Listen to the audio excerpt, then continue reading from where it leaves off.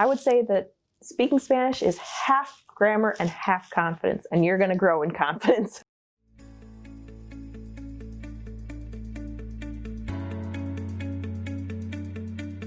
Hi, I'm Abby Matheson, and I'm an elementary and middle school education major with a Spanish minor. I studied abroad in Puebla, Mexico in the fall of 2019. I chose to study abroad because I wanted to get to know the language and the educational culture of the immigrants that might be in my possible classroom in the future. So my goal is to be a teacher who can speak Spanish, a teacher who can help out the immigrants that come here, whether it's from Mexico or another Latin American country, or maybe a different country, but I know that I have a heart for the Mexican immigrants especially. And so I wanted to know, especially since I have some friends who are from Puebla, like what kind of Spanish they speak. And I wanted to get into some education classes, and I wanted to learn what their education system is like, what the change is like when they come from there and come into schools here. Scholarships and financial aid follow you when you study abroad, and so I had a scholarship that's recurring here, and so that just followed me over there. Also, Latin American programs have an exchange rate that helps you out, so it was a little less expensive than other programs. Also, my parents and I got to talk, and we planned out like how much I wanted to buy when it came to souvenirs, how much money I wanted to spend, and we could set up a plan based on that, on how much I was going to spend in each place or at each time. So one of the first things I did when I was planning studying abroad was talk to my academic advisor and setting up my 4-year plan. That helped me a lot. So then I knew what I needed to take before, what I was planning on taking after. I studied abroad as soon as I possibly could, which really helped because then I got to take a bunch of more general Spanish classes, just what was available, and that fulfilled most requirements possible. I also knew that I needed honors credit, so I took an honors contract, and that actually really improved my experience too, because I got to keep a blog about what I was experiencing and help process that too.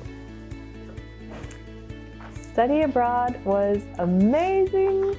It totally added value to my major and my minor.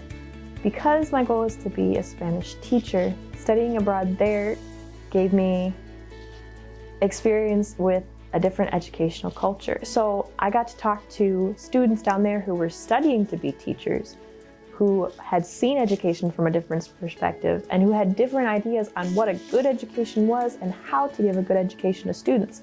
So I got to bring my ideas about how to teach, and they brought their ideas about how to teach, and we worked together and created new multicultural ideas about education, and so that was amazing. I also totally boosted my confidence in Spanish, and so I feel a lot more confident when it comes to meeting students who have Spanish-speaking needs in classrooms and working with them. Yes, there was a language barrier. I was studying in a Spanish-speaking country, and I took 4 classes that were all given in Spanish. So at first it was hard, especially like expressing how I was feeling in Spanish, but some things that helped me were calling friends at home, of course.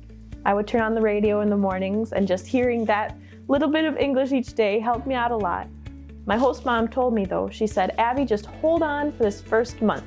And I can tell you too, if you just hold out for the first chunk and say, I'm gonna make it through this, and it's gonna be easier the longer you get.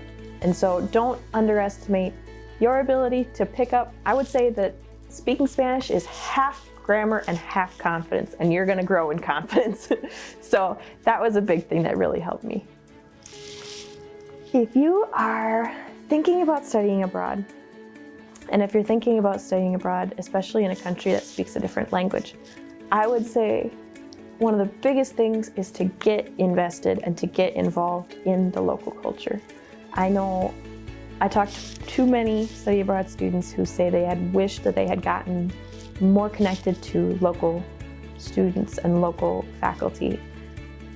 Find a community, organization that you can volunteer in. Find a church, find a club, find some way to make friends with people who are not part of the international student group, who are not part of Eau Claire students, and you'll really be glad you did.